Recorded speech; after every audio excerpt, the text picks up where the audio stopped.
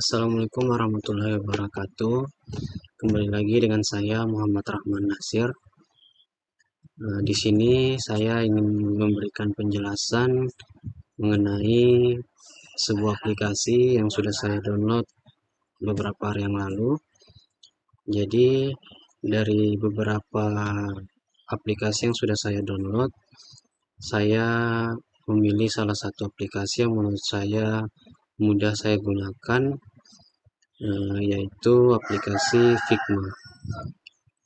Adapun aplikasi-aplikasi yang sudah saya download dan saya install dan beberapa sudah saya coba, yaitu ada Adobe XD, ada Axura RP10, ada Sketch, ada Figma, dan ada InVision Studio. Menurut saya aplikasi Figma jauh lebih mudah untuk saya gunakan untuk keperluan saya sehari-hari. Jadi di sini saya akan memberikan penjelasan mengenai kelebihan dan kekurangan dari Figma tersebut. Seperti yang teman-teman ketahui, Figma adalah tools canggih yang membantu untuk mendesain apapun, khususnya produk digital seperti website dan mobile aplikasi. Utamanya Figma digunakan untuk merancang user interface design atau UI design karena memiliki fitur yang dapat variatif. Namun keunggulan Figma lainnya juga dapat membantu kamu membuat user experience atau UX design. Saat ini Figma merupakan bagian dari Adobe dan memiliki paket gratis yang mencakup kolaborator tak terbatas, sehingga kamu yang baru ingin terjun sebagai UI atau UX designer bisa memilih dan langganan berbayar jika memerlukan akses yang lebih banyak.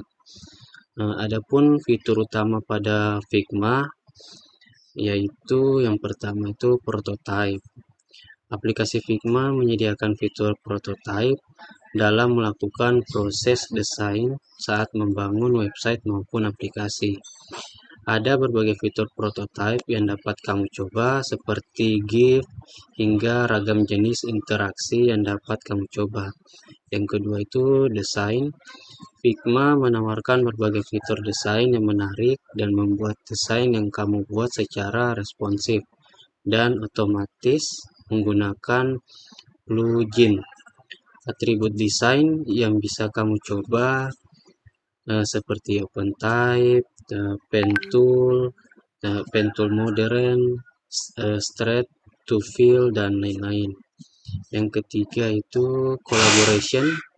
Aplikasi Figma memiliki fitur collaboration yang dapat kamu gunakan ketika kamu bekerja dalam tim untuk membuat desain.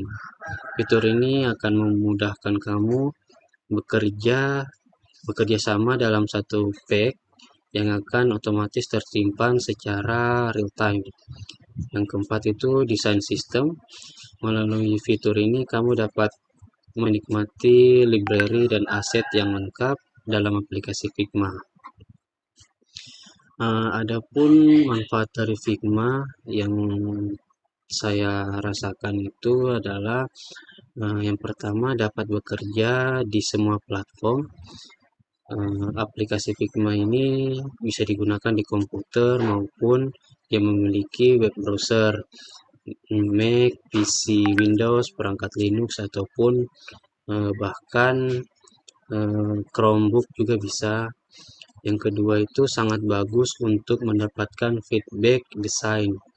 Dari semua mekanisme desain dan prototype, Figma menawarkan fitur komentar, terus utas komentar dipantau melalui email.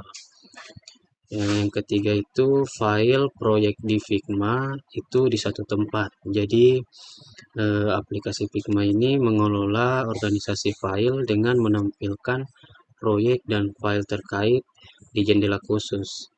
Yang keempat itu fleksibel untuk digunakan. Figma memiliki fungsi untuk memungkinkan penggunanya untuk berbagi file, halaman, ataupun apapun itu. Terus yang ketiga itu yang ingin saya sampaikan itu tentang kelebihan Figma. Menurut saya, kelebihan dari Figma ini yang pertama dapat berkolaborasi secara real time. Ini akan memudahkan kamu dapat bekerja sama dengan berbagai kemudahan. Yang kedua itu terdapat berbagai macam plugin yang dapat dicoba. Yang ketiga itu memiliki basis CloudStorage yang membantu kamu memiliki akses dengan rekanmu secara online. Kalau di sana ada kelebihan, berarti di Figma juga pasti ada kekurangannya. Menurut saya, kekurangan dari Figma itu yang pertama tidak dapat diakses secara offline tentunya, sehingga membutuhkan akses internet yang cepat ketika mengoperasikan aplikasi. Yang kedua itu memerlukan Intel HD 4000 maupun lebih tinggi dari itu. Di bawah dari itu, aplikasi akan sulit bekerja dengan optimal dan baik.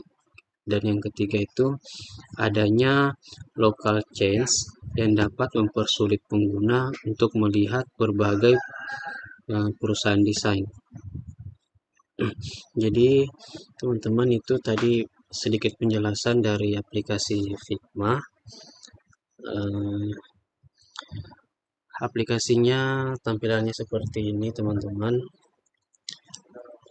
Begitu banyak pilihan desain yang kita ingin lakukan. Contohnya kita bisa membuat CV dengan sangat mudah tentunya. Kita bisa mengubah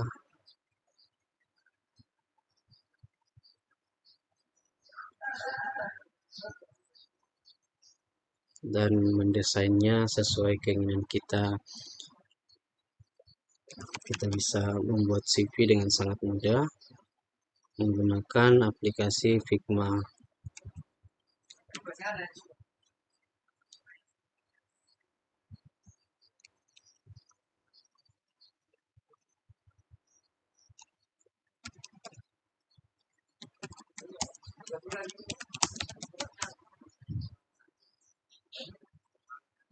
Setelah kita mengisi data diri seperti ini, umur, terus alamat dan biodata kita di sini, terus kita bisa memberikan link.